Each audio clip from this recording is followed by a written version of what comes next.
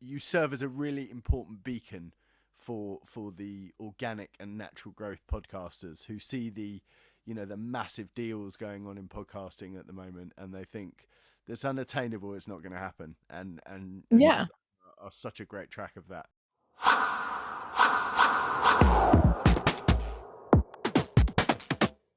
Hi everyone, welcome back to Behind the Pod. I'm really excited with today's guests, but before I introduce them, I thought I should introduce you into how I got into the space in which these guys operate in. I had never listened to a true crime podcast until about 3 months ago. 3 months ago, I listened to my first ever set with Laura Richards. Laura Richards is the crime analyst. She is incredibly well respected in her field, and she does everything that you think is possible in a week, in a day. I left feeling very lazy and very stupid, and she is just a brilliant person. I'm grateful she exists on the planet. Then I listened to Delia D'Ambrose, who I also spoke to. Equally brilliant lady. Really, really unbelievable dedication to her field. And I got the gist of what I thought true crime was. Then I was asked to listen to the Morbid podcast. And with my preconceptions of what I thought true crime podcasts were, and I should say some level of education where the two people I'd spoken to have a very specific, very methodical, very fact-based delivery of what they do. It's unbelievable storytelling and podcasting. So I sort of knew what I was in for. About 10 minutes into yours, I wondered if I was listening to the right thing. I thought, surely like, this isn't... What? Okay. I'm several episodes deep now. I find you guys fascinating, and I really can't do justice the different thing that you guys do. I can't describe it well enough, and anyone that hasn't listened to it, even if you say to yourself, I'm only giving this half an hour, I guarantee you you roll on and listen to more. How did this come about? Like, how did it start? So this kind of started, first of all, thank you so much for having us on here. We're so excited. Yes, thank you so much. But the way that Morbid started was I've always, and this is Alaina, in case anybody doesn't know, but I've always been like... No, don't worry. But Alaina, I've always...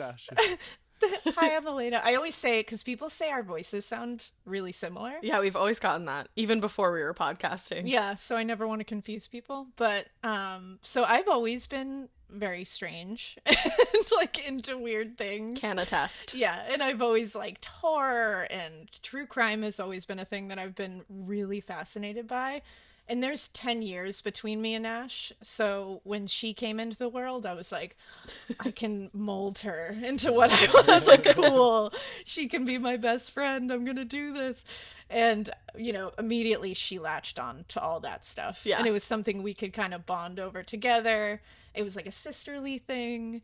So we were always talking about it anyways. And we were always reading books about it and sharing books about it and watching documentaries. Yeah. So one day we were like, podcasts were kind of like right in the beginning of becoming a thing. And I was like, oh, that might be fun to do, which is so I feel like every podcaster starts with like, that might be fun to do. And then they're like, wow, this is a lot of work. but we were like, yeah, let's just do that. Why not? We talk about it all the time. So we might as well just start a podcast and see if anybody listens. Maybe our friends will. Yeah. It'll be something we can do together. We never thought in a zillion years that anybody outside of people we know would listen to it. We thought this was going to be a hobby, not anything like what not it's a become. Job, which we're so grateful it has become. Yes. What it has become. Because it's still a hobby. It's like one of those things where you don't work if you like what you do. Yeah. That is universal amongst successful podcasters that I've spoken to, which is nobody starts it for it to be what they do. No. And It's the like ones so that humbling persist when it becomes and the that. ones that go on are all in the same vein. You could pay you nothing and you'd still do it. It's that feeling, right? Yeah, Because it's so fun. it is. So hang on, what year are we talking when podcasts weren't a thing and This you guys was- said well- let's start a podcast? Let's start a podcast. Well, we were talking about it as early as, I was in high school the first time we ever talked about it, so Yeah, that was like so- 10 years ago. it was definitely a few years before we actually started it, which was in 2018. So I want to say it was like somewhere in like the 2015, 16 area that we Yeah. started talking about it. And then I had my twins in 2016. So we were like, okay, we'll shelf that for a little while. Maybe that'll happen like later when we have time or I can sleep for more than like 45 minutes at a time. And once that started happening, we were like, all right, let's revisit this. Yeah. Why? I mean, you listen to podcasts, presumably. It's certainly in Yeah. true crime, it's an important space for fans, right? What Absolutely. What had you done beforehand that was like, we're going to start a podcast? We're going to do this. Honestly, we had like no basis for starting a podcast. Like we neither of us have done anything in media or anything like that. I mean, Alaina's an autopsy technician, so that definitely helps. And Which think I love. I was also a... I love it too, so I'm glad you... It gives us our edge. Yeah. Because and I definitely don't. I was also a theater kid in high school Right. and in college, so I think like the theater kid in me was like, I want to tell stories. I want to be a storyteller. I could see it. You know, so I was like, this will be fun. Like I can get some kind of narrative out there. I just talk a lot, so it worked for me. How do you go from being an autopsy technician it seems like a morbid job. I Yeah. presume, you know, my definition of anything like that, probably, if I think about it from childhood, is probably a la more Undertaker level of like My Girl, you know, Anna Chlumsky. That's what a lot of that- people think. Yep. Yeah. That's probably where I revert to, and then later on, Yeah. you know, shows like Bones and CSI and that give you a slightly different picture, but you don't pick. I would never pick you out in a room of giggling, chuckling people, and be like, That's probably good. They're like, yeah.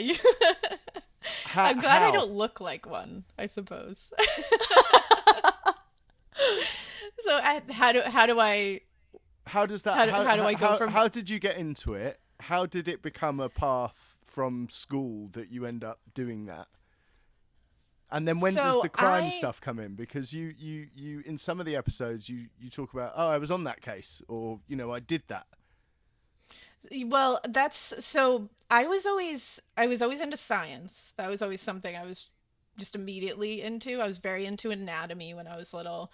Like I remember like when I was like 8, I think my parents got me one of those little skeletons that you have to put each of the bones together. And like you have like a model of a skeleton afterwards, and it was like that was the moment I was like, this is fascinating, because it had the little like organs you could put in it and everything. And I remember just being I know obsessed that with kid. it. I loved it. And that's when I just fell in love with anything anatomy. And that kind of, because I was into like horror, I started getting into true crime, just kind of reading stories. And I always found myself drawn to the autopsy reports and what the medical examiner had to say. And I remember being like, wait, I can do that job? Like I can be involved in the science part of it, but still be involved in like the, you know, the macabre kind of like part of it as well. And so I took a ton of science in school. I originally planned on going to like full medical school, but when I had my twins, I was like, all right, well, that's going to be a little difficult. So I kind of shifted into the autopsy technician part of it, where I still get to do full autopsies. I still get to do all the stuff I wanted to do, but I didn't necessarily have to. And I get to work with a like brilliant pathologist. So I really get like the best of both worlds. I get to soak up their knowledge and also not have to go to the full medical school route.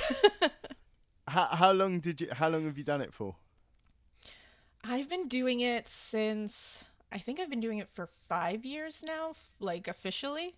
Right. I started out doing research with the pathologist, actually, because I kind of like, I always say to everyone, I'm like, squeaky wheel gets the grease. Like, if you want something, annoy everyone around you until you get it. Don't take no for an answer. Just do it.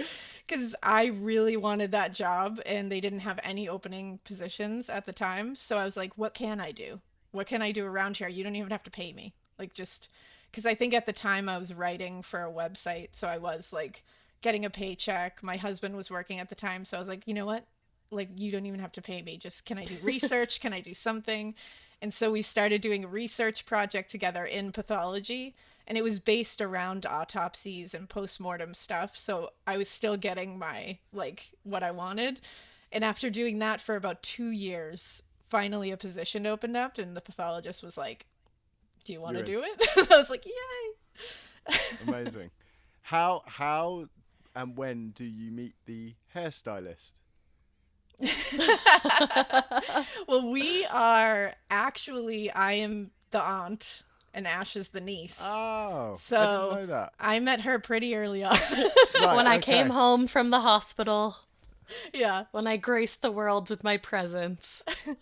We were raised as sisters, essentially. Yeah, we So- consider each you other sisters. sound like sisters, or certainly besties. Like it's. Yeah. Yeah. I didn't know that. I mean, I presume you talk about it at some point. I'm obviously not deep enough into the show.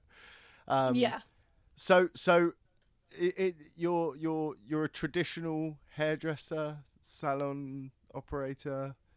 Not like in the mall doing stuff for sort of. Yeah, no, funeral definitely not working presentation on or the dead anything like that. people. Not post-mortem. I like to hairstyle. work on people with vitals, you know? Very much alive, lifelike Yeah. care, that sort of thing. Right. Yeah, it just feels a different, little, you know? little flush in the cheeks.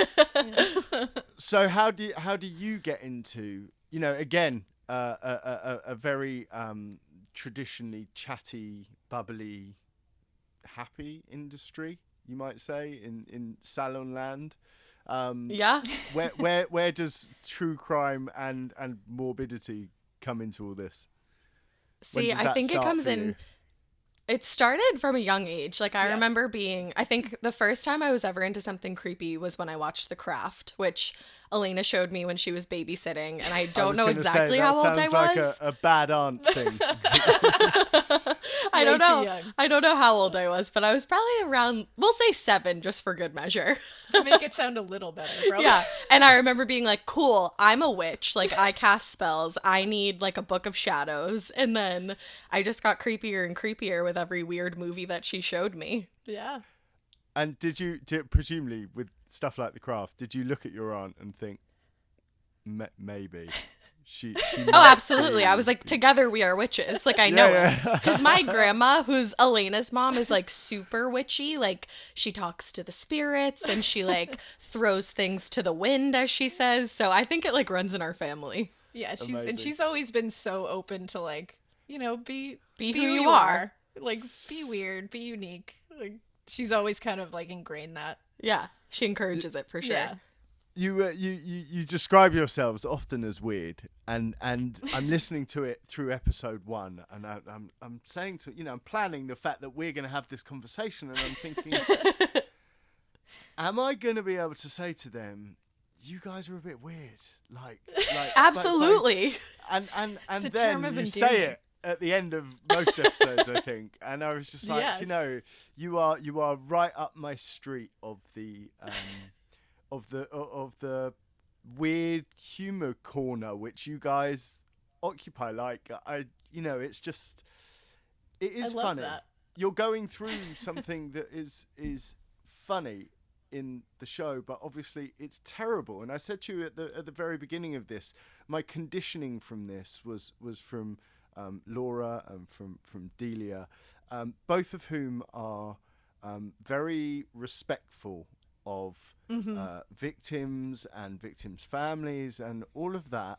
And there were a couple of times in my first episode with you guys, I think because of that conditioning, where I was like, this might go a bit, and you bake it in such a way that you frequently dot it with a "with all due respect" sort of scenario and say, obviously this was terrible, but Yeah. you find so much humor in these situations, and the one about the kid who semi spoilers, but you need to listen to the whole thing anyway. The one about the kid who kills his parents and has a party. Oh, yes, Oh. the Tyler Hadley case. That one's mind-blowing. Yeah. Yeah. It's horrific. Yeah. In It doesn't sound real. But it is full on psychopath crazy behavior that makes you say, Beyond. you need to give this guy, not a second of voice. And I completely was sitting there thinking, this is the Laura Richards model. This is the do not even say his name kind of thing. Yeah. But the other side of it, once you start sifting through those case files and the reports, the stuff that you two only pick out is just... How? Bonkers. How? It's like you have comedic training with observational humor, but you Thank neither of you. have That's a anything with huge it. compliment. But it's so funny. It's like you put yourself so deep in those situations. You talk about in that episode that guy at that party. The 21-year-old that everyone knows that guy, and I'm like, I know that guy. I know exactly. Yes, who you're talking we all about. do. And We all know I that know guy. we're talking about a horrible, terrible murder, and this is horrific, but I know exactly what they're talking about. Right. Yes. How do you put any form of statute of time on these cases where it's not disrespectful to talk about it anymore? How do you work that barrier? I think in our eyes, it's always, usually the humor comes from like making fun of the perpetrator or like the killer or whoever committed the crime. And it's never at the victim's expense or the victim's family's expense. And it's Sure. just kind of a way for us to get through the story. And like these things, like you said, they're so horrible to talk about. It's almost like you need to have that like gallows humor to get through it. Which I think I think when you work in like what is known as the death industry, like autopsies and such, gallows humor is one of those things that is like everyone has it, everyone uses it to get through any kind, like to get through an autopsy you need to find like some levity somewhere outside of it, just so you can like shut the real part off and just look at it as clinical and what you need to do. So I think it's just like ingrained in me, at least, like gallows humor is ingrained in me to like get through a situation and just shut off the emotional side of it. But when it comes to, that's why I always love I pick a lot of cases that are really old. Like we just did the William Wallace case from like the 1930s, where it's like, it feels Lady like in the such car. a different Is that time. that one? Yeah. Oh, the Thelma Todd. Oh, that's was a good Thelma one. Todd. The Yeah. William Wallace one is actually The Impossible Murder, Yes. it's called. It's like Can I still just a stop mystery you for to one this day. second? My dog Yeah. is looking at me through the glass like, why the hell am I not in there? So I'm just going to let him in. I love and he that. Can, Let one him second. in. absolutely. Show us your dog. Puppers. Oh, look at this little Stop it. This huge floof. He's so floofy. Oh my god, I'm in love with you. I love your dog. Oh my god. What is your dog's name? I have to know. Teddy. Teddy. Stop. My boyfriend's dog is Ted. He was love looking at me it. like, what is going on? Why have you locked me out here? He's like, let me be with you. That's all I want. I love him. That's it. We were talking about the 1930s. Yes. I think we were. we- Like yeah, 10 we minutes covered, ago, before all that started. We covered a 3-part series. It was William Wallace was he was acquitted of the murder of his wife. It was from the 1930s. It was actually in England, and it's called like the Impossible Murder because they could never figure out who did it. And those ones, I feel like when it's far enough away, you know, Hang on. even though there's obviously terrible things going on, and oh sure. It was in England. I know this episode. It was. Come on, give me the accent. The chess guy. Oh man. What? One of it. you gives it a. Did I do the accent? One of you gives it a hello, mates. It One was of them you. at the Yep, beginning. Oh, that was me. You gotta give it. Oh, now I'm stressed. Bring it up. Hello, mate. Amazing. Amazing. I was The episode, semi-tempted it was- to open this Wow. conversation with that. Oh my god, you should have. I would have said it right back to you. Hello. Hello there. Oh, the best accent ever. So back to 1930s England. Go on. Sorry, I'll let you go now. No, don't worry. But yeah, this was like, you know, he was a chess club guy. He just, all these rumors came out about him, like he was a Satanist and he was, you know, Naked all the He was time. naked in his garden and he was sleeping with everyone's wife in the whole place. And he's like this little scientist insurance salesman. Those kind of things, you're like, what? And you just have to like rail on them. 'Cause Yeah, you're you like, have to "This laugh is at it." ridiculous. But those are the ones that we find so much time has passed that obviously we're still never touching the victim with humor ever because it's never funny. No, of course but, not. But the perpetrator or someone who is being like, you know, pointed at as the perpetrator, there's always humor to find in that. And the farther it is away, the easier it is Yeah. to make fun of, I feel like. Well, and also presumably from a time perspective. Yeah. Mm-hmm. He's like, I have something to say. He's like, I have a question for them. Come and tell me. He's like, you asked. I'm telling. This is the last time. I'm gonna go and stick him in the other room. So sorry again. No, you're Don't totally worry. fine. Don't worry. This would be Bubba if it wasn't. I was gonna say this would be like Yeah. if we were doing this at my house. It would be the cat. Franklin would be like on the computer. So, I was going to ask you, even when you're going back to like cases from the 90s, how delayed is it? Oh, those are some of the craziest ones, I feel like. Yeah, the 90s are wild because like Satanic Panic, Yeah. like just everything was a lot dirtier in the 90s and like crazier, like, you know? It's the newer cases that we try to tamper down the humor a little bit because it feels fresher. It Or, feels like- Yeah, anything ongoing. We are starting to just kind of try to stay away from that until we can just tell the whole story. yeah. Mm. So there's no, like, one of the things that that Laura and Delia said to me was, you know, they uncover stuff all the time that you know they then have to submit to authorities because it's important in the case. Have you ever got anything? Have you ever been like, whoa, hang on, what's that?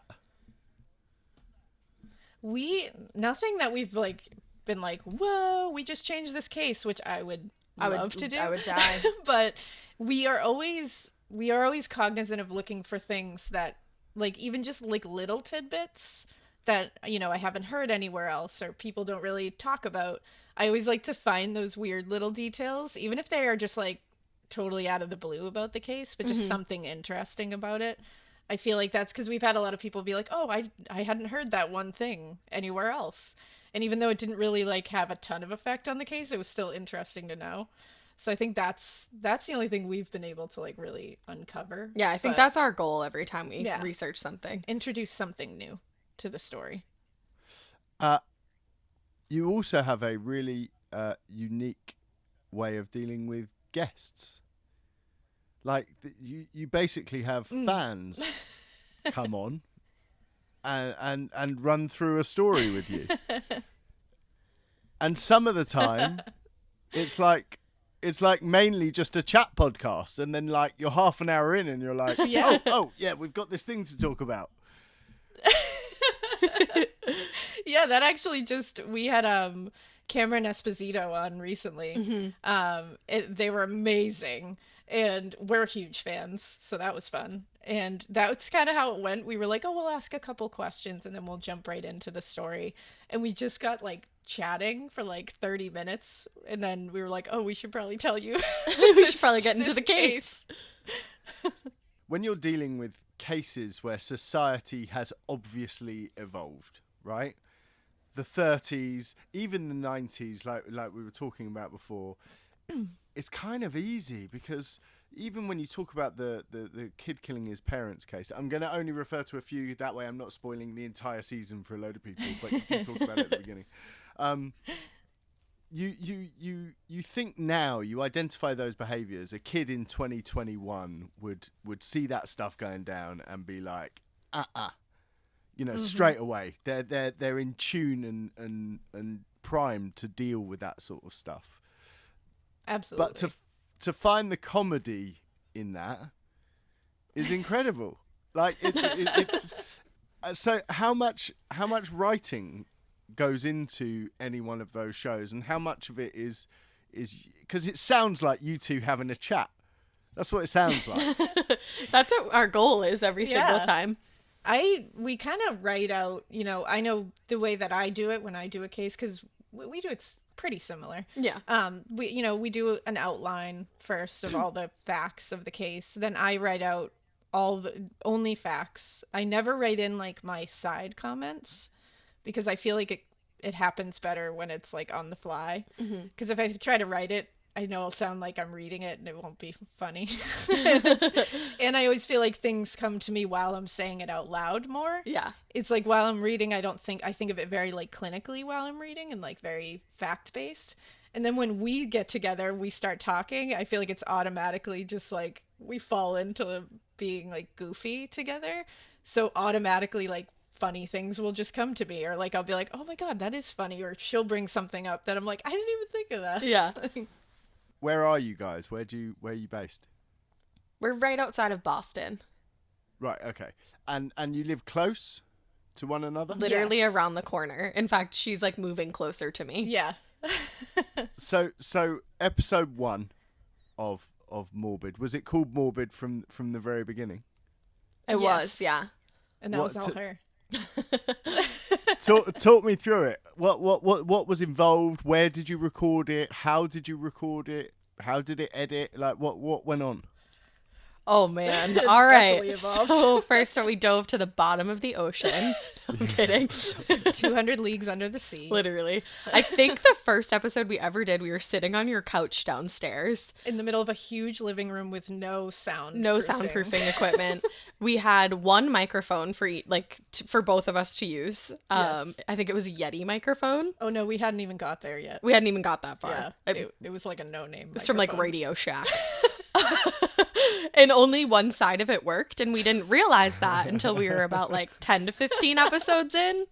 So one of us constantly sounded like we were like in another room. Yeah. My notes personally were on notebook paper, so you could also hear me like shifting through my notebook paper.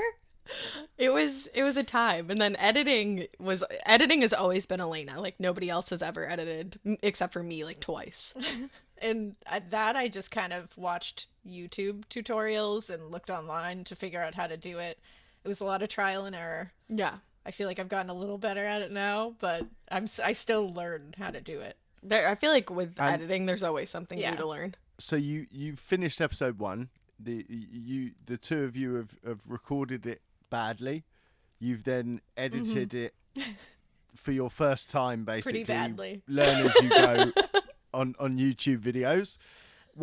How did you upload it? What was your first upload site, or how did you get it out there? Blueberry? It was Blueberry. Yeah. Yeah. Right. It was like a free hosting site at the time. We were on Stitcher in the beginning too. We still are, I think. Blueberry like kind of throws it out to a few different places. And then we just kind of like made an Instagram for it just to put up pictures for the case and just kind of like try to get people to get excited about it. But at first we were like, it's cool. Like, yeah, we had 10 people following the Instagram. We were like, look, it's, Ed Kemper, the Golden State Killer. Yeah. But yeah. I mean, obviously now people must go back and start from episode 1. But do you remember? Right. Do you remember what your early numbers looked like? When we hit 100 listens on that one, it was like after like weeks, I think, and we were like, whoa! We were like so many people. Because we were like, we don't know 100 people, so there's people that we don't know listening to it. Like, that's because at first we were like, oh, those 20 people are like my parents, like just pressing play and hitting mute and being like, we listened. But then, all my brothers and sisters and our friends, some of my friends, coworkers. But then when it hit like 100 listens after like 4 weeks or something like that, we were like, this is outrageous. Which it's still to this day, every single listen we get, we're always like, this is outrageous. Yeah, it never became not outrageous. Yeah. At what point did you realize, hang on a minute, this is no longer 100 people? How many episodes before you were like, whoa? It was probably, I'm trying to think, it was around, I want to say around like the Boston Strangler. Yeah, that's when Right? I feel like we started to really pick up like Which gumption. I can't remember how many episodes that was in.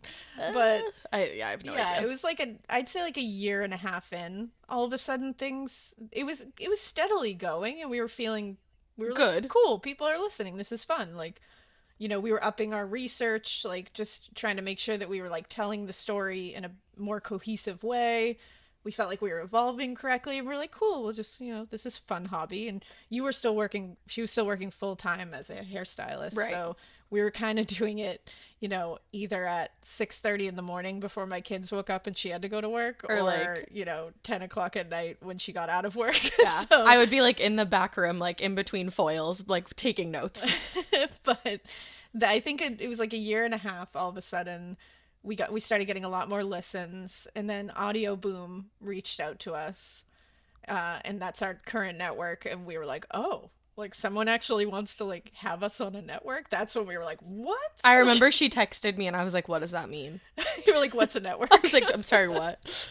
You guys represent a really important part of any podcasting journey, because you haven't come at this from having a show commissioned from day one, pushing it out through all the regular channels. You've had 100% authentic, homegrown, organic growth, and then you get the call, and Audio Boom say, listen, we love the show, you're coming on board. Pretty So much. what changed? That's when because we were on with, that Audio Boom also hosts Case File, which is one of my favorite true crime podcasts ever. It's, and it's definitely different from ours in the sense that there's Absolutely. like no humor. It's very like fact-based, but I always loved it because he has a great voice, first of all. Yes. Like I remember they had him read a Morbid ad on his thing, and they sent me the audio for it just so I could have him reading an ad for Morbid. And I was actually in the hospital giving birth to my third baby, and they had sent it to me, so I'm like sitting in the hospital but like, yay. I still remember that. But I remember that's when we were on the same like network as like Case File and True Crime Obsessed, and all of a sudden I was like, oh, okay, like we're in good company now. And that's when ads slowly come in, and they started building, and that's when things changed to it being able to kind of like sustain itself more, and we were able to upgrade our equipment. Our Patreon has grown, so that's been able to make us, it helps us improve the show's quality like immensely. Absolutely. Because, Ash was able to take this on full time, and we were able to upgrade all the equipment we have, so we were able to kind of work from a better place instead of working from $12 microphones and trying to make them sound like $200 microphones and researching in between clients. Yeah. Before you got that Audio Boom call, then how many people were listening to it, do you think?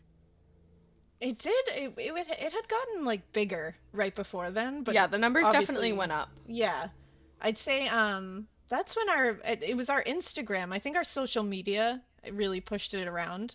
We weren't trying to like shove it in anyone's face, but we kind of organically. I had followed true crime podcasts with our Instagram because I do that anyways, and I think like I would comment on something on a true crime podcast with the Morbid account, so people would see it and maybe be like, oh, that's a podcast, I'll listen to it. So it was really organic the way it happened. Like, I have no social media training. Like, I don't know how to work all that, but it just happened to work. I guess I always tell people, I'm like, it happens organically if you have to get in front of the right eyes, I think. That's the thing. so your social media entourage, I guess. You think that was important as to growing the, I'm asking for a new podcaster that are sitting there going, okay, I start a podcast at home as long as I enjoy it. Audio Boom come along and I'm finished. I'm set for life. It's obviously, I'm trying to let people understand that starting a hobby to Joe Rogan is a long and arduous journey. But for you, when Audio Boom came along, what did you see change aside from the physical stuff? What changed for you in terms of your reach, going forward? I mean, it definitely it improved our reach in a huge way, because we were suddenly we were on their channel, so I think organically people were seeing our name, but also they were setting us up, which was huge. They were setting us up to kind of like cross promote with other people on the network. So like the Case File thing, like, when Case File reads an ad for Morbid, people who are listening to Case File are suddenly like, oh, maybe I'll give that a try. And we were, starting to guest on other podcasts, and they were guesting on ours. And I think that is huge. I think cross promo is huge in the podcast world, I think. And I think it's and it's fun to because now we can do it, to bring people up, that, because I think it really is like a matter of, sure, like sometimes you just hit it right, but I think it's also just like you have to get in front of, in right people's eyes. ears and eyes. So if people who are already up there and have gone through it can bring you up there to get you in front of those ears, I think we should all do that. And I think it's fun to do. It is. That's another overriding trait of successful podcasters. It really, the almost desire to make sure that they are helping everyone, that is even showing a vague interest to elevate themselves is seemingly everywhere, and you're right, it's irrelevant of level, and it's a strange thing, because I don't see that almost anywhere else where there is a really concerted effort by anyone involved at any level to keep people elevated. Absolutely. Who was the first show you went on where you went, oh goodness, we're going on this show? I think for me it was in That's Why We Drink, and honestly it wasn't even that long ago that we were on with them. It was like a year ago, and they were my favorite podcast ever. Like before we had even started a podcast, I was obsessed with them. And I went to their live show and met them, and I was like, these are the nicest people, like, oh my god. And then we got to work with them, and I was like, what is this world where like I went and saw your live show like a while ago, and now we're working on something together. And for me it was that one was outrageous to me. I was so excited. But for me it was actually even more recently. It was going on Murder Squad with Billy Jensen and Paul Holes. That was huge. I was in a state of before we got on there, I was like, I don't even know if I can do this. Alaina was euphoric. I'm freaking out. She left my house without even touching the ground. She was just like hovering. She was so happy. When you guest on other people's shows, do you guys get to still be you? Because obviously you're quite a particular type of crime podcast. Like I can imagine people that were listening to more conventional ones just being like, who the hell are these people? What is happening? I think it's one of those things where you just kind of have to read your audience, or read the podcast that you're going to be on, their audience, and kind of, I know for a fact, like me, I have to tone myself down sometimes because I can be a lot, and I know that. So like when we were on Murder Squad, I definitely kind of took it down a notch.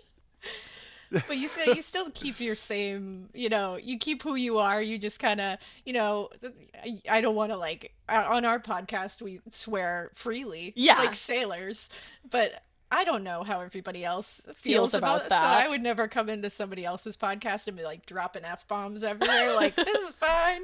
Especially like Paul Holes and Billy Jensen. I was like, I called Paul Holes the entire time. Every time I talked to him, I was like, well, Paul Holes. So it does kind of influence it a little. It does. I joked early on about your commercial overlords, but the Audio Boom don't tell you, listen guys, I've listened to the last one. It's got to go in a different direction from here. Never. No, they're honestly Yeah. Audio Boom and like our team are our biggest supporters. Like we could not have a better team of people to be surrounded by. And we feel like we And- want to, like, they've been so great to us that we want to, like, do well for them. Yeah, so we I wanna think make them that proud. helps because they've been so good to us that we want to be good for them. So we kind of keep them in mind always. Like, we want to make sure we represent them well in every way we can. Companies like Audio Boom have become so, I think, clever, revolutionary in that they come around and they pick up talent like you guys, and they seem almost insistent upon, listen, you guys have your formula, like, we're not going to mess with it. You do what you do, and we'll Exactly. tell you all the stuff you don't know. When you signed with them, what changed from a team perspective? Like, what are people, what are the gaps what you've learned now that you now have team for, that if you could say to somebody who's doing this where you were episode 4, for example, we learned this from having this go on, you need to do that. Is there any nuggets of knowledge that you can I know, I'm trying to think. I would say, and we still haven't mastered this yet, which I'm sure anybody listening who listens to Morbid will be like, no, you have not. But I think it helps you because you have to consistently put out content at certain times. Mm-hmm. We always get 2 episodes a week out, but it's You always never a know. mystery when you're going to get them. We've always tried to, we're going to go on these 2 days. It's going to happen. And then, And then life happens. and we can't get ahead of ourselves. But I would say that being on Audio Boom has helped us at least wrangle it a little to make sure those 2 episodes are out every week, because, you're working on a broadcast schedule now and you're working on ad time, and you need to make sure you get those 2 episodes out by a certain day of the week. So you don't want to cram them both into one day. You don't want to push them too far out. So that has definitely helped. But I would say anybody trying to do it is important to be consistent with your release schedule because people do notice it when we're more consistent, and I think it helps for sure. Yeah, helps numbers, definitely. so simply put, do as I say, not as I do, right? Exactly. I was just thinking that. Exactly. Yes. Do as I try to do. Do what we aspire to be. Exactly. Did you have ads pre-Audio Boom? Had you started doing, sponsored reads and things like that beforehand? We had a couple, yeah. We only had 1, no, 2. 2. We had Hunt a Killer. And Murder Apparel. Yep. Yeah. That had reached out to us and wanted to work with us. So those were I remember us falling over. And when we people still wanted have. to, We still have both of them. Yeah, we do. So that's an important one. I get asked this a lot by the emerging pods that we have coming through the studio at various times. How do you, one, resist that first approach, right? There's always someone that goes, these guys don't even realise what they've got yet. I reckon I can throw them something here that we're going to be in for a while without having to do anything. And how did you then put any value, without knowing what you know now, on what you were offering these people? So I think we wanted to only, and we still really only want to use sponsors that we genuinely like, And 'Cause I use feel their like, products personally. I'm not going to be able to tell you to buy something if I really don't think you should buy this. We've kind of said, because I'm not a huge drinker, for no good reason. I just never have been. And so I never really wanted to do a ton of alcohol ads, because I'm I don't have anything to say about it. I'll be cool, every once in a while I'll have a pina colada on a vacation. Right. But it's I don't have anything to say about that, and Ash isn't a big drinker either. So I it's just take the wine ads. yeah, so we always pick, and we did that in the beginning, Hunt a Killer. I was using that before we even started a true crime podcast, so I had a lot to say about that. And Murder Apparel, we always loved their clothes, so we had a lot to say about that. And I think that's important because I feel like audience always knows when you don't care at all about the product, that you're just reading them to try to make them buy it. It comes off as very inauthentic. Yeah. With Audio Boom, and I keep saying their name because I think they deserve the credit. They Plug. deserve the credit Plug, to be plug. attached rather than They do. I They have- do love for that. sure. I have no in with Audio Boom or any cross to bear. But now that started, obviously you're getting fed ads, right? what happens if one comes across you and you're like, I'm not entirely comfortable with this? That's the best part about it is Yeah. they come to us with every single advertiser who wants to advertise on the show. And we have we to get an approve email and they say, do you want to do this? We can say no, and it's no questions asked. We don't need to give a reason. It's just, nope, don't want to do that. And they'll be like, okay, no problem. And it just Amazing. never comes again. Amazing. It's so nice. Yeah. Have you done live Morbids? We have. What does that look like? We actually, it's funny because the pandemic also took that away from us. Yeah, we barely because got our toes wet. we were going to start doing like a little bit of a tour around the United States. And our first show was at it was actually the last weekend in January. And it was at the Gramercy Theater in New York. And it was our first like we had done 2 smaller live shows shows that were very small in a city near us in Providence, Rhode Island, that we put on ourselves. We had like, less than 100 people there just to get our like toes wet into it. But the Gramercy was like hundreds of people put on by, like all through our team and everything. It was huge. So much fun. Oh, it was amazing. Like, we loved it. And we were so excited afterwards to be like, yes, we can't wait to do this again. And then immediately it was like, boom, pandemic, world shut everything's down. gone. So we got one real show out, and then we were like, okay. Now we're dying to that's- get back out there. Yeah. We've been That's doing not the virtual one. Well- live shows, though, to compensate. Oh yeah. Yeah, those have been how's that? fun. Those are super fun. Yeah, we've kind of like themed them all out where we dress up in costumes for each of them for no reason at all, just because We just always want it to be Halloween. we just want it to be fun and unique, and it's been fun, and it seems like people have enjoyed them. Yeah, so. people need something to do, Yeah. How many people do you get on a live stream? We get a lot, to be honest. Yeah. I think, like, honestly, some of the virtual live shows are bigger than the actual one live show that we had. Yeah.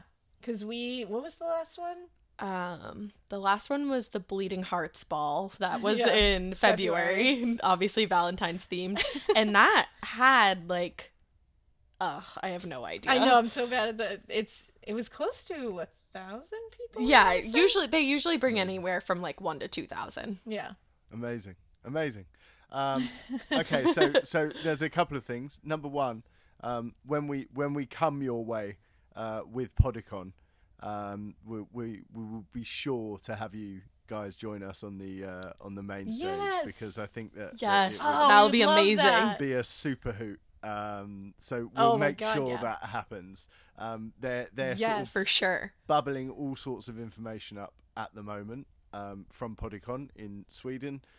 So hopefully there'll be some announcements. But I do know that Your Way is certainly on the list. Wait, you're in Boston, Yay. right? Woohoo!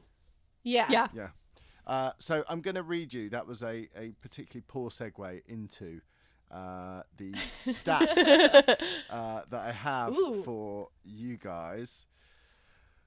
I mean, you know your stats from your end. Yeah. Mhm. The I don't know if you know, to make it particularly clear for everyone listening at home and for those of you that don't, the Podball 100 makes a chart that's not just based around download figures. It also scrapes a whole manner of social media platforms to try and get a better idea of the conversation that is going on surrounding the podcasts when they're released and the shows that people are talking about.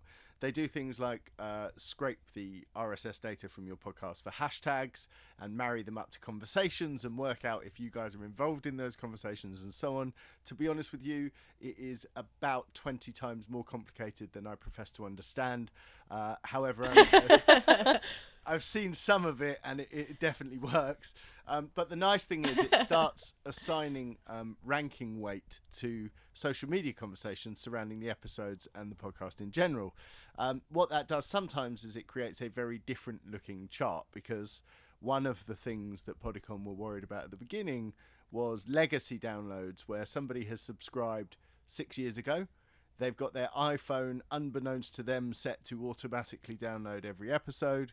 And obviously Yep. it's registering an extraordinary amount of downloads for stuff that isn't really a download and shouldn't be considered. Yeah. Do you know anything about your stats with us? Have they sent you anything? I don't think so. yeah. I I don't only think see it when so. it's on Twitter. Yeah. So this will be new. 2021 thus far, not in the true crime charts, in the total USA charts. You have only spent 8 days outside of the top 20. Wow. I did not know that. That's crazy. You've never placed this year lower than 34th. Love that. And therefore you've been ever present in the Podboard top 40 for the US. That's crazy. In the true crime world, in 2021, it says they, but I'm clever enough to say you are. You're the number 1 true crime podcast on the Podboard 100 USA chart. What? Excuse me? Yeah. Your average position is 9th across all genres, and there's some other people that are mentioned there that it tells me their places. But you are, conversationally, certainly coupled with your downloads, you have been the number crazy. 1 true crime podcast on the Podboard 100 in 2021 72 times this year. Am I dreaming? Like, do you want to pinch me real quick? What? That's insane. You've charted, on average, in the top 40 of the Canadian and the Australian Podboard 100s every day in 2021. Australia, Canada, we love ya. We do love Australia and Canada. You're also starting to get traction in the UK. I should have just put this here, so it was like I was looking at you. How stupid of me. Better late than never. Yeah. In the UK, you've now had 8 occasions where you've charted in the UK across all genres, and 3rd in true crime in the UK. Hello, mate. We're coming for Hello, you. mate. Well, if anyone listens to that one, it'll be the last one they listen to, so don't bother with that. You've even charted in India on 2 occasions in 2021. Oh, that's cool. That's wild. In terms of global chart positions, I'm reluctant to say this. I'm not going to say who, but you are in the global. I'm just making sure I'm reading this right. You're making me nervous. Yeah, in the global true crime chart, you are currently 2nd. Wow. Excuse me? Globally? Yeah, on the metrics that are measured, I mean, I'm not playing it down. It's absolutely ridiculous. In fact, the Stephen who sent me the stats, the last thing it says on here is, my question to them is, how? I wish we could tell you, Stephen. I don't know, Stephen. I don't even think we know. There is Wow. there is a back end graphic here that just shows you. I think. Yeah, this. I already have a big head. I can't imagine what I'm going to leave this here is like. Your graph on all markets. I don't know if I'm allowed to show people that. Oh well, there it is. Wow. I'll get this all sent to you. Oh my God. That's so cool. That is insane. So I left that quite a way into our conversation because I didn't want to start by saying, you girls are smashing it. This is unreal. I can't believe what you're doing. And then try and have a normal conversation with you. You guys have a darkish side in that regard. You don't strike me as over zealous in the goth department in terms of your appearance or nature or anything like that. Where's the balance in this force? Like, what's the other stuff when you're not reading about gruesome murders and horrendousness? I'll take that I one was gonna for say, sure. 'cause I think we balance each other. Yeah, we Like, definitely balance she's each other. definitely the lighter. of the two. Yeah, Alina's into the more darker stuff, like is always watching creepy stuff. I am a Bravo-holic. The Bravo network is on my television 7 days out of the week, 24 hours a day.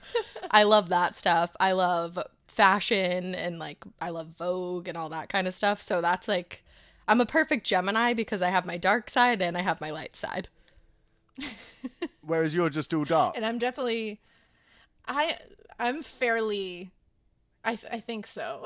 But you know what though? As a mother, that's your light. There it is. Yeah. She's like the most amazing mom to her kids. And me, to be honest. I have 3 daughters and 5-year-old twins and a 19-month-old. And I went into it being like, I wonder if they're going to be creepy like me. It's going to be fun.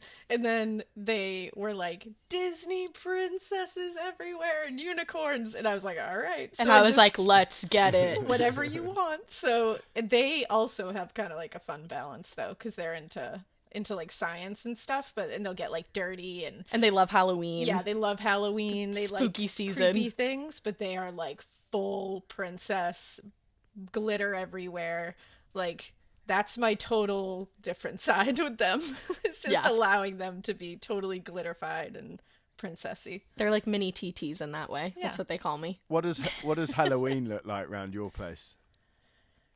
Oh, it's amazing. Halloween is serious business here. And I go, in fact, my husband knows, like, it's just, usually I buy things for Halloween and then they stay out all year, like, mostly.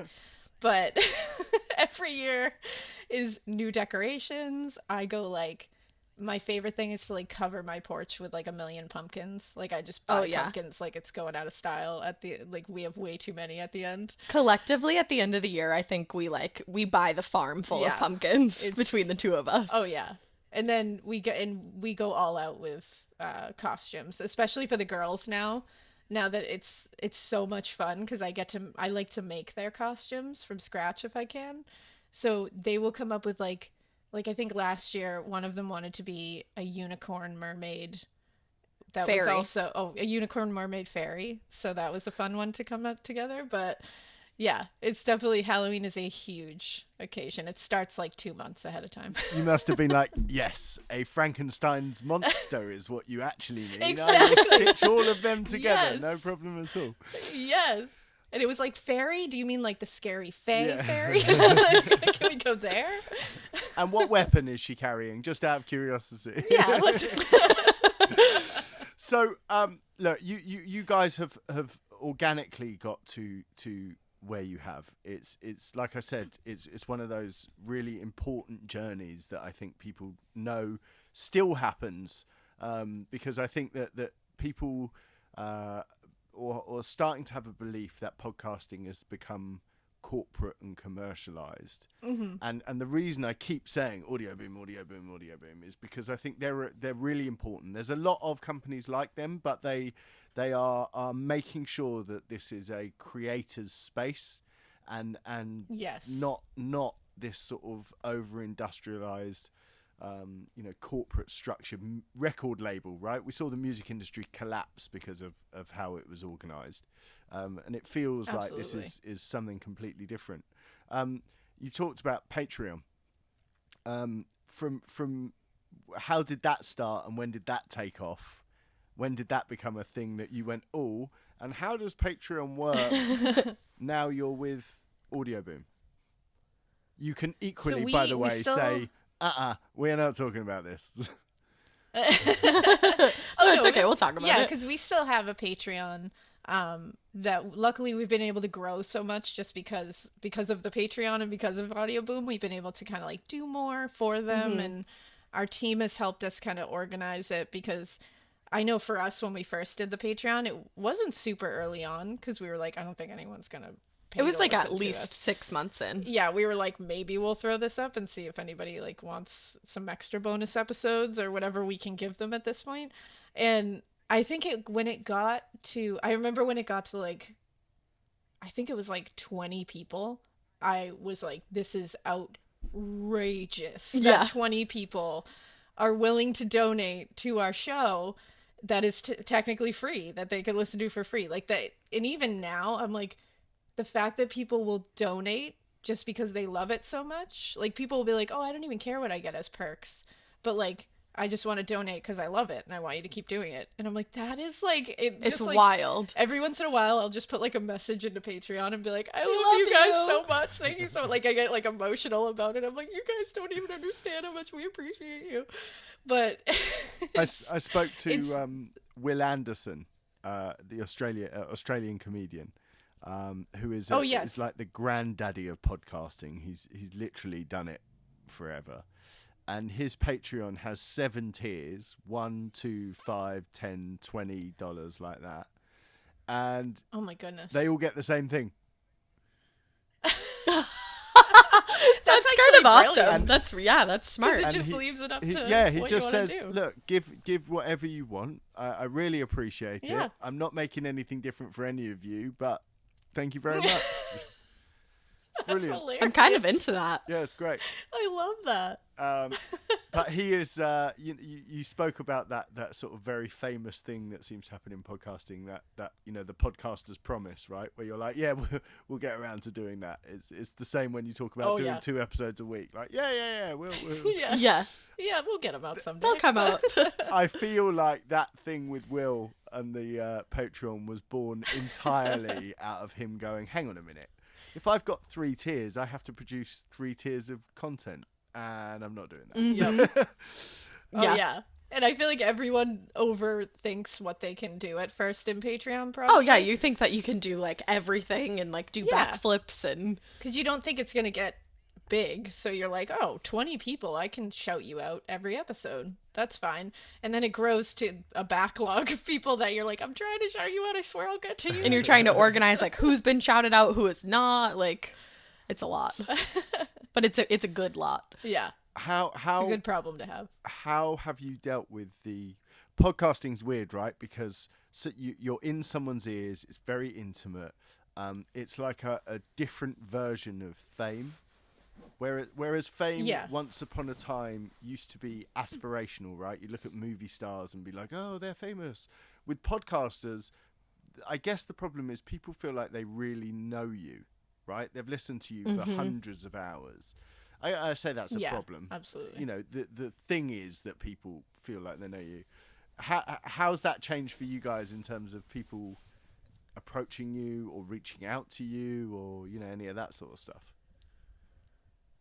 That's been like a really fun thing, actually. It really has. The amount of people who have said, like, I feel like I'm sitting in a room with my best friends, just like I feel like you guys are talking to me, which is what we wanted because that's what we're doing. So we always were like, we want you to feel like you're in the conversation with us. So when people say that, I'm like, oh, good. It's like coming across how we want it to. And I think it's nice because people have been able to like reach out to us with like personal stories and I was going through a rough time and you guys made me laugh and thank you so much for that. Like that stuff is like, I want to make 16 more episodes this week for you. Just being like, that just makes me want to like float away. And we have like, it's been a little weird recently because like every once in a while, someone in real life will be like, I'll be in like Target or something and somebody will come up and we'll be together and they'll be like, I heard your voices and I recognize them. Like, and we're like, oh. Yeah. Or like people at like our Starbucks. I'm like, oh, you listen. Okay. Yeah. I'm like, oh, that's hello. Cool. When is video part of it? I've listened. I haven't watched.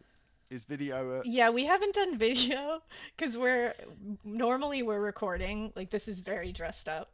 We are normally recording in our pajamas. With, like, no makeup on, like, hair piled on top of the head. Like, I give YouTubers so much credit. I don't know how they do it. Because they have to get, like, and they all look great. They gotta get dolled. You gotta get the lighting. I mean, no. Like, true crime podcast, or YouTubers like Eleanor Neal. And Bailey Sarian. Bailey Sarian. Kendall Ray.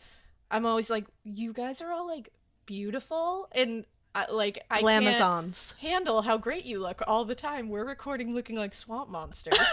I feel like you guys would totally get away with doing it in your pajamas.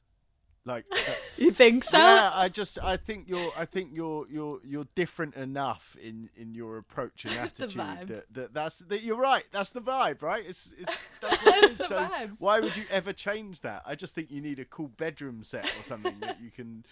You know? Oh my god, that'd be fun. That's true. How do you pick cases? Like, what's the process for finding one, and do you like excitedly call one another and be like, I've got a doozy, you wouldn't believe what I've just pulled out. Oh yeah. That definitely happens. That happens all the time. I find mine, I mean, we have a suggestion folder, like we have a whole Morbid podcast email, so I'll go through suggestions and see what people want to see, and then Alaina will go through, and I've seen her do it where she's researching one case, and I come and I think that we're doing this case that we've been talking about, and she's like, but I found this other case while I was researching that, so let's do this one first. And then I'll do that one next week.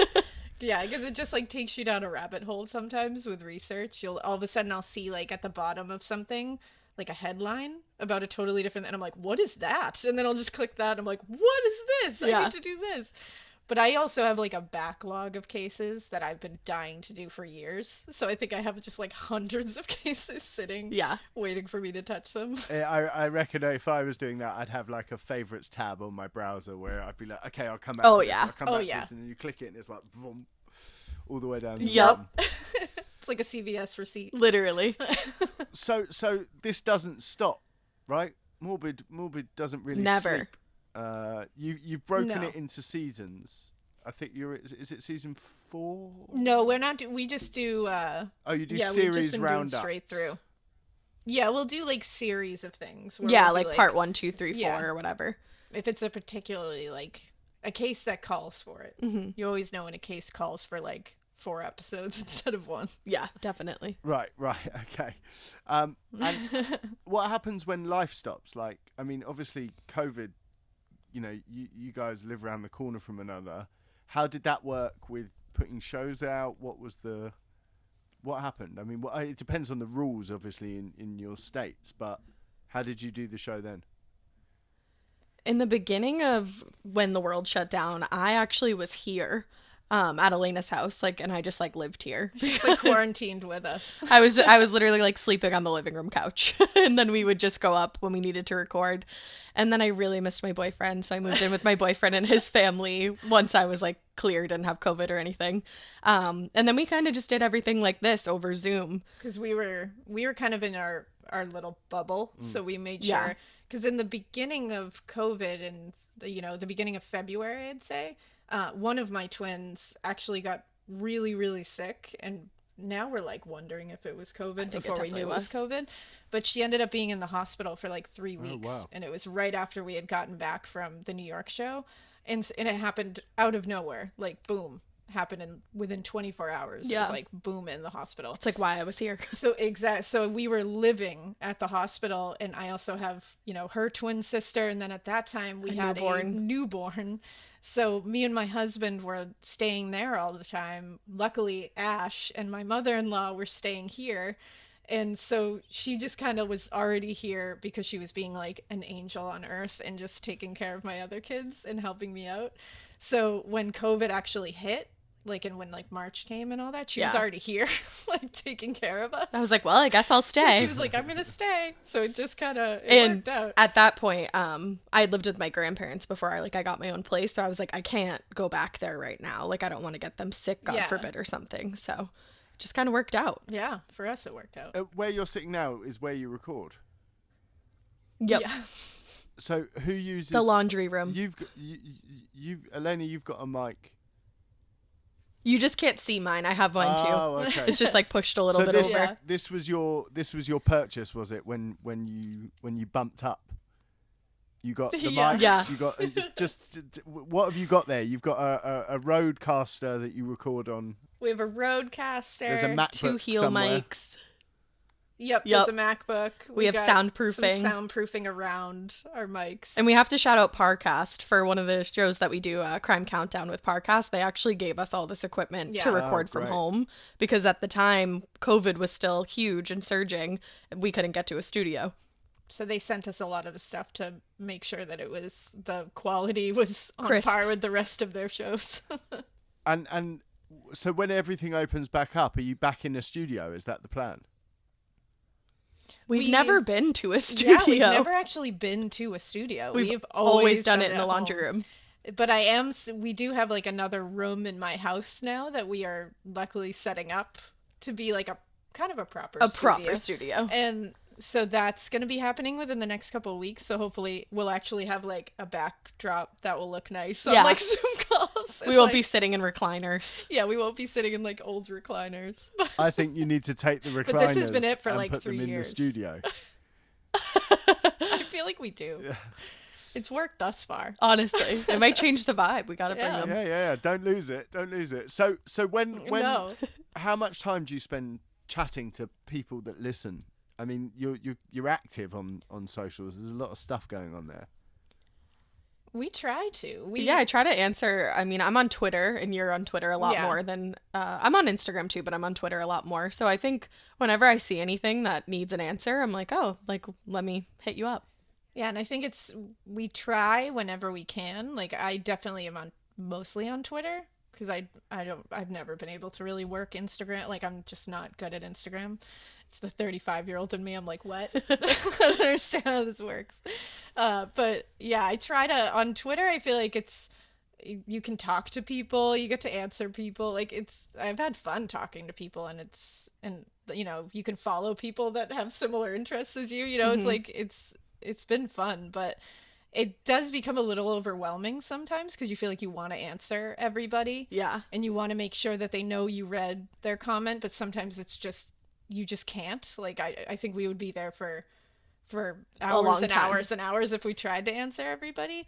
And it's also like, you know, when you get like some, you know, a troll that decides to jump in a comment section, I personally just don't want to see it anymore because, you know, it doesn't make not you good feel for your good. mental health. So I've started kind of like pulling back a bit just because I'm like, I don't want to see that. So I just kind of look at the nice things and try to answer those people. I just assumed that would be water off a duck's back with you guys. Like the way you handle a clawhammer murder, I'm sure a keyboard warrior on the other side of the planet shouldn't represent too much of an issue. The best thing you can do is just ignore. Yeah, that's for certain. So as the world comes back, the live shows are going to go back out. That's the plan.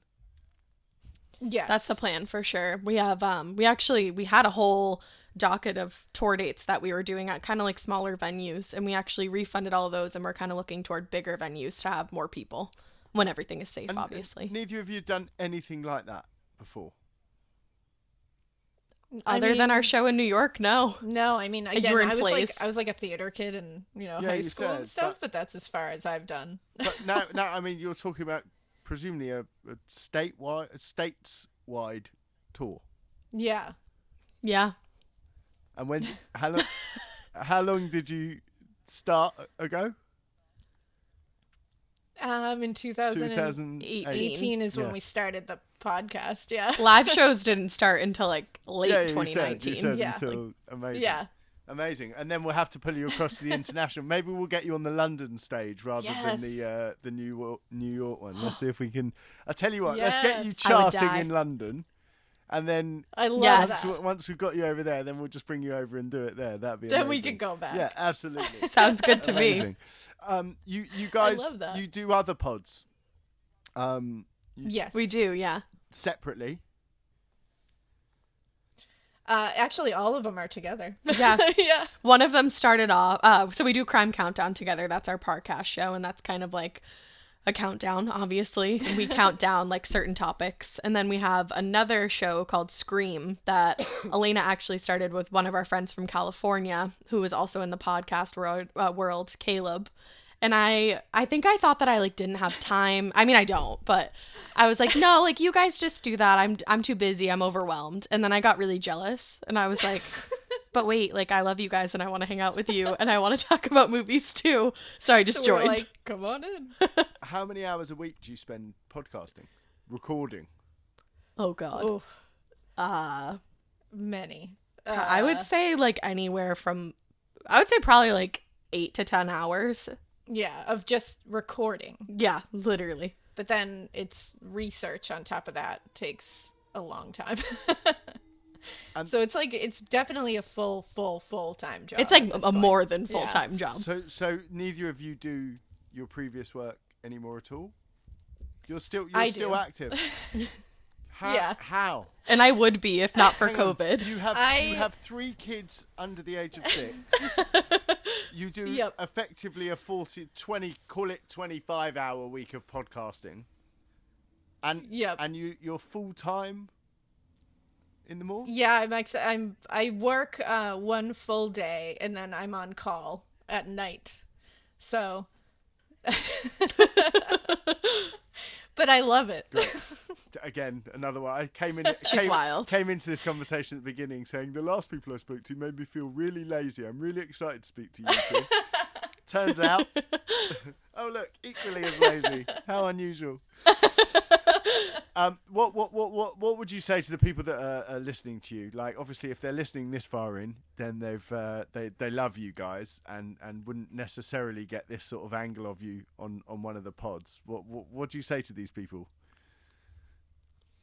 I would say our listeners, we are literally constantly, and when I say constantly, it's every single morning I wake up and I'm like, people listen to it. Like, it's just, it never gets old, and I hope it never does get old, because I feel like that's when you've crossed into like a different place, when it just becomes like old hat that everyone's listening to you. And when people tell, like, when they like share, like I said before, when they're saying like, I've had a really bad time and you've made me smile, or I love when people say I listen to you with like my teenager, or like they're an adult and they're like, me and my mom or me and my dad listen to you. I love that so much. And we get like truckers who will say they listen on their like long, long haul journeys. And I love that stuff. So I think I just want to say like thank you to anybody who's ever given us a shot, anyone who's ever reached out to us. We read every single thing. We appreciate every single thing everyone has done for us, and we hope that we continue to. We always have the best intentions, so I hope that we continue to deliver on them, and we hope we keep giving you what you've given us. She said. Is there Morbid merch? Yes. There is. What is over at shop.morbidpodcast.com. Plug. I was trying to get it in for you.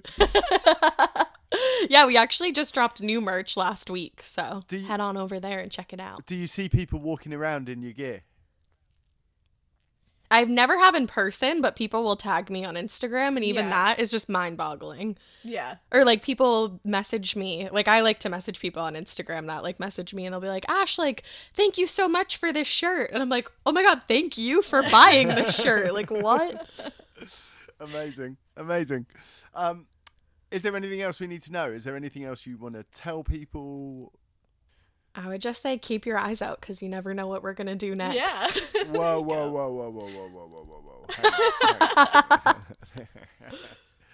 I haven't got to be anywhere. So when you say that sounds an awful lot like there's a lot of stuff bubbling, and you almost want to talk about it, but you can't. I feel like we almost want to, but we're not quite there yet. No, do you want to give me an indication? I promise I won't tell anyone at all. I mean, I have told people that I've been working on a book. Oh yeah, but I knew like, that. You said that in the pod. So yeah, yeah. So that's something that and then there's some other little tidbit. We can tell you off record. Okay. I'm just going to put a pause in here, and just because it's a question I wanted to ask, but now I don't want to ruin that part of the interview. Have TV companies approached you and said, I like the way you cover this, we're going to do series like this? Because the way you guys cover crime reminds me of, did you ever have like horrible histories? Did you ever have that? I don't think so. So we had a thing over here where so. It was like history as if it was written by a jovial group of children, like the Vikings would come over. Oh my God. I love that. That's amazing. That sounds like drunk history. Yes, that's exactly what it is. It's drunk history. Yeah. And I feel like there would be a, with the technology that's available now, when I'm very visual, right? When I listen to pods, I sort of see a lot of stuff. And in that sort of Matrix style crime scene stop, there was a particular bit where you were talking about the lady that appeared to have been auto asphyxiated in the car from the 30s, and I had Thelma Todd. Yeah, I had this like televisual thing going on where I was like, you could stop that scene in black and white and have you two jump into it and be like, you know what I mean? And be like, hang on. Look at this, and what's this under her nose? And you can see over there, she's clearly got broken ribs. And Yeah. Let me write this down really quick. Hold I on. mean, someone's got to do that. I mean, Netflix or an Amazon or someone like that. That would be so much fun. Seems like the logical progression for me. It does. You two are such a hoot that it's not really for anyone else to do it. It sort of requires the two of you to be in the middle of it. Thank you. Look, I haven't got anything else specifically to talk to you about. I've loved speaking to you. I think it's you've been everything that I was hoping it was going to be once I'd listened to a few of the podcasts. This is so fun. I never want this to end. I know. I can't recommend that people listen to Morbid particularly, although I'm sure the others are great enough. Honestly, it is, like I said at the start, it is a completely, to me, you might tell me there's 35 others like it, but a completely unique and refreshing and I enjoy it. It's a happy pod, even though it's clearly not a happy pod. Thank you. Thank you. That's Seriously. amazing to hear. When the world's opened up and man. we're back on tour and we're bouncing around all the places, I'll definitely hit you up if I'm local to you, and likewise if they ever drag you across to London, make sure you let me know. I mean, you can come into my studio and record an episode with pleasure. No Amazing. Thank you so much. All right. Hold you to it. You're welcome, guys. Thank you so much. I really look forward to doing this again, and well, I'll hear you again soon. Yeah. Awesome. Thank you so much. Thank you.